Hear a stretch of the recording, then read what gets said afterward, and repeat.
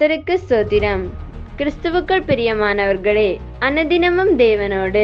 இன்றைய தலைப்பு பரலோக டிக்கெட். கர்த்தரின் வருகை சமீபமாயிருக்கிறது.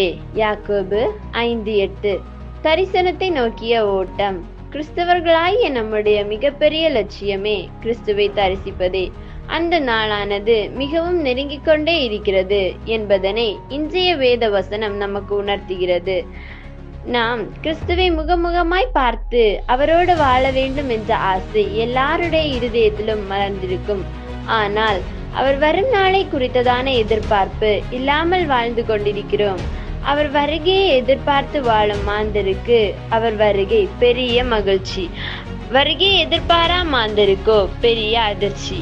பிரியமானவர்களே, உறுதியற்ற உள்ளத்தோடு இருக்கிறீர்களா? திறன் கொண்டு அஞ்சாதிருங்கள். உறக்கத்திலிருந்து விழித்தெழுந்து மணவாளனை வரவேற்க மதியுடைய கன்னிகைகளைப் போல ஆயத்தமாய் காத்திருப்போம். பரிசுத்தமாக வாழ்ந்து பரனை சந்திக்க ஆயத்தமாவோம். பரிசுத்தமே பயணச்சீட்டு. நாம் தரிசிப்பது அவர் அன்பின் முகத்தையா, இல்லை அக்கினி போன்ற முகத்தையா என்பதை சிந்திக்க வேண்டியது அவசியம். மணவாளனை சந்திக்க ஆயத்தமாய் இருக்கிறவர்களே அவர் அன்பின் முகத்தை ரசிக்க முடியும். ஆனால் மனித உள்ளமானது தேவனை மறந்து பணத்தை தேடியே ஓடுகிறது.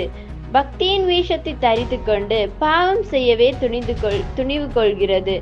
தேவன் வருவாரா என்ற கேள்வி எழுப்புகிறவர்கள் அநேகர்.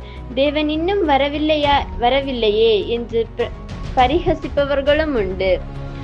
ஆனால் தேவனுடைய வருகையின் துணியானது உலகத்தில் தொனிக்கிறது. கடைசி கால சம்பவங்களை கண்ணார பார்க்க முடிகிறது. யுத்தங்கள் முதல் கொள்ளை நோய்களையும் உலகம் சந்தித்த பின்னும் இன்னும் சிந்தியாமல் இருக்கிறது. இந்த பரலோக பயணத்தில் பரிசுத்தம் என்னும் டிக்கெட் இருந்தால் மட்டும் பயணம் சாத்தியம். இல்லை என்றால் பாதாளம்தான் நித்தியம். மண்ணுலகிலே விண்ணவரை எதிர்நோக்கி இருப்போம். பாலுலகிலே பரமனின் சாயலை பெற்றிடுவோம். வாழ்நாளெல்லாம் நேசரோடு வாழ்ந்து சுகித்திருப்போம். நம்முடைய நேசருக்காக வாழ்நாளெல்லாம் காத்திருக்கிற நம்மை அவர்தாமே தம்மோடு கூட அழைத்து செல்வாராக.